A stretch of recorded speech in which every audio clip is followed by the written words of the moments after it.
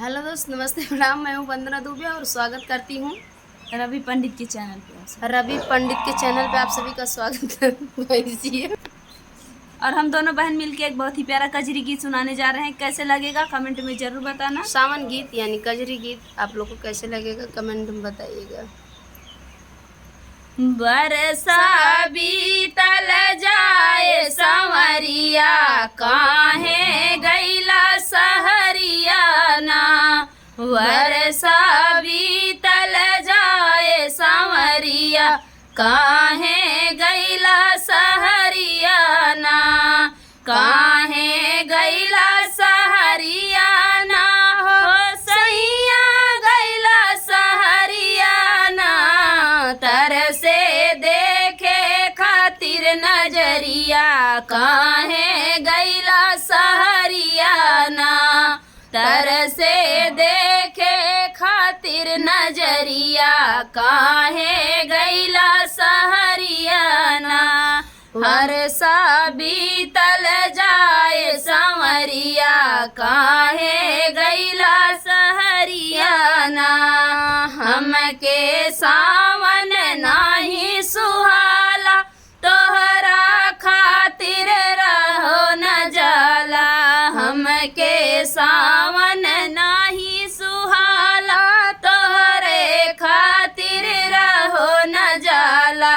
बरसे घेरी के घटा बदरिया, काहे गैला सहरिया ना। बरसे घेरी के घटा बदरिया, काहे गैला सहरिया ना।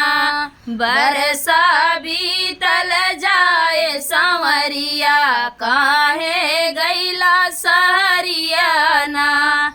रतिया देखी रोज सपनवा, रही रही बरसे मोर नयनवा। रतिया देखी रोज सपनवा, रही रही बरसे मोर नयनवा। हमके भावे ना हो से जरिया, काहे गैला सहरिया ना। हमके भावे ना हो से जरिया, काहे गैला सहरिया ना। बरसा बीतल जाए संवरिया, काहे गैला सहरिया ना।